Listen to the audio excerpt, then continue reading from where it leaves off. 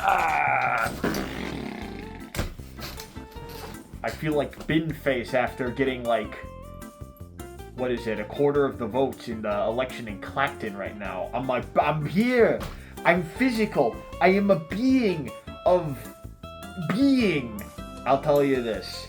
Being actually able to emote and show emotion, do a bunch of little hand movements, it's like, I am finally in my element. I can go like that now. I can just look at the camera and I can just do a bunch of gestures. I can point now. I could do that. I could do that. You know, I've always just had this helmet sitting around for the longest time. I wanted like a full knight outfit, but that's expensive. Metal is apparently expensive because, you know, you have to pay for it. So I did the budget option and got like a crappy Crusader outfit, and then, you know, I just got the helmet. And the helmet's very nice. The Crusader outfit, we don't talk about that. And now there's 3 versions of Jesse Levine. The one that's 2D, the one that's 3D, and the one that's also physically here and then also won't show you one eyeball. That's reserved for the OnlyFans, tier 20 members, by the way. So for once, I decided to try and be original. Dark Souls, but I only use bombs. And I'm like, beautiful, no one's thought of that. After the first stream, apparently someone has thought of it. And I was like, stop! Someone did already get to it. I have no original bones in my body. I am simply just slop that someone else has thrown into a trough, actually. Whatever, I'm still doing it anyway. It's extremely simple. You get firebombs and you throw them at guys and they explode. And the only reason why this run is actually doable is because you can take firebombs as the start of the game and beat up guys until you find the guy who sells you bombs. Asylum Demon, bang, out of here easily. Black firebombs take buddy out in like less than like 3 seconds. Now, the reason why I actually wanted to do this run was because I knew the start. I knew you could get black fire bombs from the start of the game as a gift, and then there's a guy who sells you bombs. And then the rest was going to kind of be out of my ass from that point. I didn't know how much bombs were even going to cost or how they were going to do against, like, all the low-level guys. Everything is actually very doable with bombs at the start of the game. A lot of guys only take, like, 1 to 2 hits. You can get big groups of them, blow them up, you can parry them, and then make them look extremely dumb and stupid as you throw bombs at them. Really, there's only a small amount of guys where you don't get value out of them for throwing fire bombs at, actually. So you can really always replenish your souls as long as you beat up the Asylum Demon and didn't throw all of your money out a window suddenly and die. Well, actually, really, the only way the run gets reset is if you lose every single soul and you don't have any more additional souls. But it's really easy to get souls, all things considered. I mean, there's even just, like, the little souls that just lie around that you can break for money. I mean, it's really not that big of a deal. Though I am limited on black firebombs. You can't purchase that till Sen's Fortress. And then we move on to the Taurus Demon. Bam! Too easy, out of here. Buddy sets up a couple of archers, but I mean, it's basically a wash. Buddy can't do nothing. Now, we start to get to the point of the game where it's like I kind of realized something. 1, you can only hold 99 firebombs at one point. Meaning, if you go through an area, 1, you have to go all the way back to the guy who sells bombs, which is all the way in Undeadburg, by the way, and restock. And 2, if you go through too many bombs, you don't have enough bombs for the boss. But I'm simply too good, it don't matter. I'm so good, I said, Solaire of Astora, go help me beat up the gargoyle guys.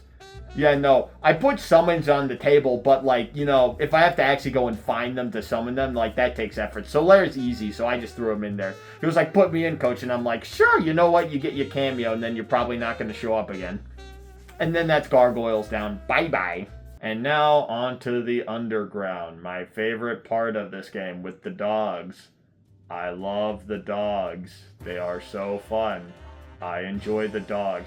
Okay, so also, having a bajillion enemies around with just bombs that get thrown out really slowly, it starts to get a wee bit tough, you know, as the game starts to say, you know what, you know, you could try speedrunning, but your odds of dying are, well, a lot harder now.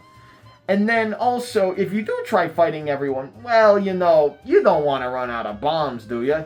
And then they point finger guns at me like that. Oh, fantastic. That's what I love to see. So getting all the way to the Capra Demon was a pain in my ass. I was like, my gosh.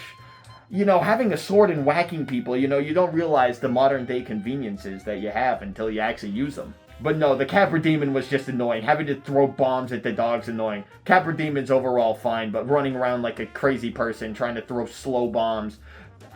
Poop. Giant pile of poop. We're not even at like the midpoint, but we're starting to get to our first like difficulty spike.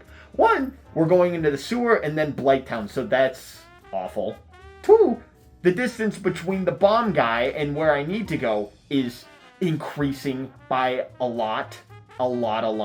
So if I go through an area throwing bombs at people, well, I gotta go, hello there, bomb guy. I traveled all the way from the sewer to Badabing here. And they're like, hello. So that leads us to Gaping Dragon. Now this is the first boss that has more than like 20 health right here. Now this is the point where it's like, oh, you know, maybe having 99 fire bombs is not the most optimal thing in the world. You know, maybe it's actually a little, gonna be a little close to the wire here, especially because we're not even at, like, Ornstein and Smo yet, just to see how much damage these do. The bombs are starting to fall off here. But Gaping Dragon's too easy. I'm simply too good. Get exploded, pal. Bye-bye. But that just says, it's like, oh, I need better fire bombs. Like, yesterday here. I need better bombs like yesterday. I probably have to start planning out who actually is deserving of bombs and having souls in the background just so I can spend them on certain bombs so I'm in business here. My God, I need the Lord's Vessel like so badly. Like, you don't understand how much I need to teleport. Like, I need to teleport like yesterday. It's make life so easy. And then that leads us into Blight Town. So Blight Town, you know, I've warmed up to Blight Town since I first played, you know, going through with all my weapons and whacking people. Still annoying, but you know what? It's doable, it's feasible, it's possible. Doing it with bombs? Oh my good lord. It's so annoying. It's so unbelievably annoying. Like, it just got to the point where it's like, okay, I just gotta run around everyone so I don't die before I get to the bonfire right before Quelaag. I was like, so I basically had to just keep speed running the whole time until I get to the bonfire, and I'm like, yippee, yippee, yippee, yahoo! I love speedrunning through Blight Town. It's my favorite thing in the... I hate you, Blight Town. I hate you so much. Miyazaki, I want 20,000 more swamps now. I want it all poo-colored, and I want more poison on the ground, too. That's A-okay and fine, because you know what? I did make it to Quelaag, and Quelaag was going to get easily dumpstered. Okay. How much damage do these do? What?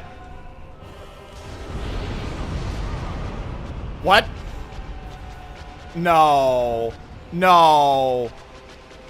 No. Quelaag's immune to fire. Great. A run all about bombs and a boss that's immune to it. Fantastic. You know, there's a reason why Quelaag was the crappier sister out of the ones. It's because she's not a big fan of video games and also doesn't like bombs. Quelaag. But it's one boss. It's one boss. You know, I could talk a lot of crap about Quelaag, but you know what? It's only one boss. You know, then we got to go to Ceaseless Discharge, and Ceaseless Discharge is also immune. So make that 2. I mean, that gets us all the bells to go on to Sen's Fortress and then Anor Londo, but... So 2 out of the 5 fire bosses have been immune to fire bombs. So you also have Fire Asylum Demon, you have Centipede Demon, and then you have Bed of Chaos. I did have to stab Quelaag and then turn her into the Land of Non-Existence right here. I was like, but like, what's the point if I'm not throwing bombs at people? You know, it's like, oh, the rest of the sections you can throw fire bombs at people, but Lost Izalith, that's kind of doable, but I'm like, the amount of bosses it is, like, Lost Izalith is just like several areas, and I'm just like, you know, maybe, nah. You know, fire bombs just actually do fire damage instead of just explosion damage, which is dumb and stupid. I didn't even have to contemplate the idea of, oh, I have to purchase black fire bombs, I have to save bombs for certain bosses. The game just said, Lost Izalith already makes the run invalid, so you know what, bye-bye. I did not give up. The game gave up for me, and you know what? Just like a father figure, it was not my fault. And in fact, was the father figure's fault. And who was that father figure? Miyazaki. So remember, any problems you have in video games, it's obviously all your father Miyazaki's fault. And now, I reflect on the past thinking, man, I wish my father came home with the milk.